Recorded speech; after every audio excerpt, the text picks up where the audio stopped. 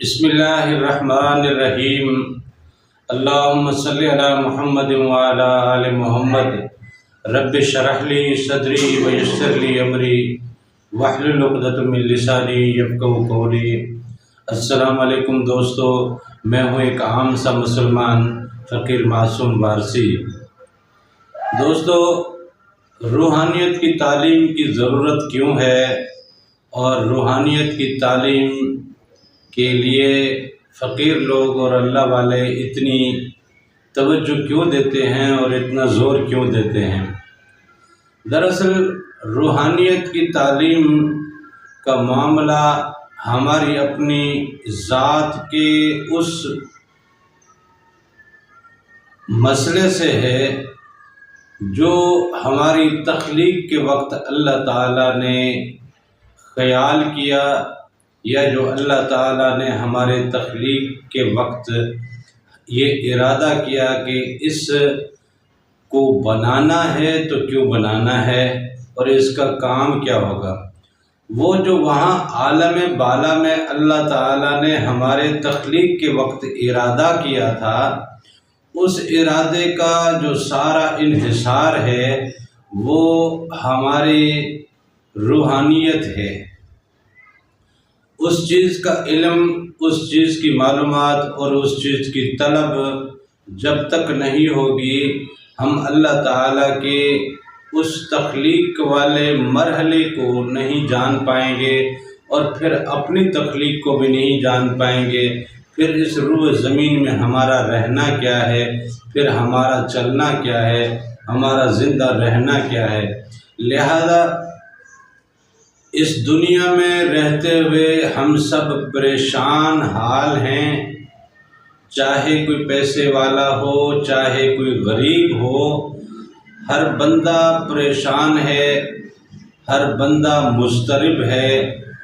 تو اس کے اضطراب اور اس کی پریشانی کی اصل وجہ بھی یہی ہے کہ یہ اس امر کو بھول بیٹھا ہے، اس معاملے کو بھول بیٹھا ہے، اس مسئلے کی طرف یہ پلٹتا ہی نہیں ہے، اس چیز کو یہ سمجھنے کی کوشش ہی نہیں کر رہا جس کے لیے خاص الخاص اس کی تخلیق عمل میں آئی تھی۔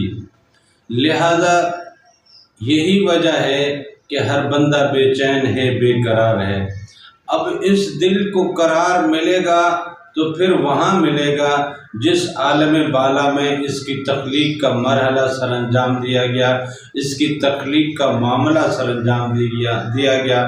اس کے قرار کا معاملہ وہیں پہ ہے۔ اس کو قرار ملے گا تو وہیں ملے گا، اس کو سکون ملے گا تو وہیں ملے گا، اس کو تمکین اور راحت ملے گی تو وہیں ملے گی۔ یہ جب تک وہاں کنیکٹ نہیں ہوتا تب تک یہ مضطرب رہے گا، یہ پریشان حال رہے گا۔ نہ سردی اس سے برداشت ہوگی، نہ گرمی میں یہ خوش رہے گا، نہ امیری اس کو راس آئے گی، نہ غریبی میں یہ خوش رہے گا۔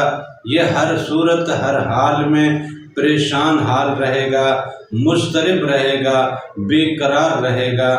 مختلف انداز سے اپنے آپ کو قرار اور تسلی اور سکون دینے کے بہانے ڈھونڈ ڈھونڈ کے، تلاش کر کر کے، مواقع ارینج کر کے، پروگرام ترتیب دے کے اپنے دل کو وقتی طور پہ ذرا ٹھہراؤ میں لانے کی کوشش کرے گا، لیکن یہ ہے کہ وہ معاملہ ختم، بے چینی پھر سے آغاز، بے چینی پھر سے چل پڑے گی، بے چینی پھر سے سر اٹھائے گی۔ لہذا اس کے چین اور اس کے قرار کا معاملہ اللہ نے بھی قرآن پاک میں کہہ دیا ہے کہ الا بذکر اللہ لتطمئن القلوب، کہ تمہارے دلوں کا سکون اور تمہارے دلوں کا چین تو اللہ کے ذکر میں ہے۔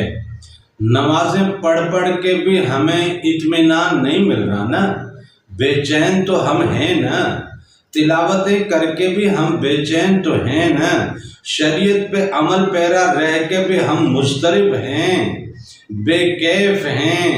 کیف و سرور کا عالم ہماری ذات پہ طاری نہیں ہوتا، یہ سکون ہماری ذات پہ اترتا نہیں ہے۔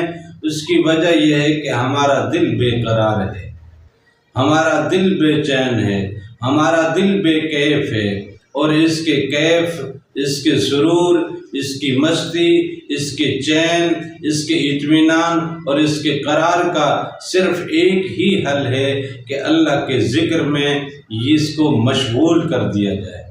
زبان کا ذکر اپنی جگہ پہ ہے، لیکن دل پھر بھی بے قرار ہے۔ نمازیں ہم پڑھ رہے ہیں، دل پھر بھی بے قرار ہے۔ دنیا میں دین کی دعوت بھی دے رہے ہیں، دل پھر بھی بے قرار ہے۔ کہیں اس کو قرار جمتا نہیں ہے۔ عالم ہو گئے، فاضل ہو گئے، مفتی ہو گئے، قاری ہو گئے، خطیب ہو گئے، امام ہو گئے، مؤذن ہو گئے، پتہ نہیں کیسے کیسے دنیاوی مراتب بھی لے لیے اور دینی مراتب بھی لے لیے، دل پھر بھی بے چین ہے، دل پھر بھی بے قرار ہے۔ صرف اس کی وجہ یہ ہے کہ ہم ذکر کی طرف نہیں پلٹتے۔ ہمارا اور ہمارے دل کا معاملہ، ہماری روح کا اور ہمارے دل کا جو معاملہ ہے، اس کے چین اور قرار کا جو معاملہ ہے وہ اللہ کے ذکر میں ہے، اور ہم سب لوگ اللہ کے ذکر سے دور ہیں۔ جب ہم ذکر میں آئیں گے تو ان کا کنیکشن جو وہاں جڑے گا، جب کنیکشن وہاں جڑے گا تو اس کو قرار وہاں سے اترے گا، وہاں سے نزول ہوگا، سکون کا، تسکین کا، تمکین کا، کیف و مستی کا وہاں سے نزول ہوگا۔ یہ کیف میں، سرور میں، مستی میں، تسکین میں، اطمینان میں، قرار میں چلا جائے گا۔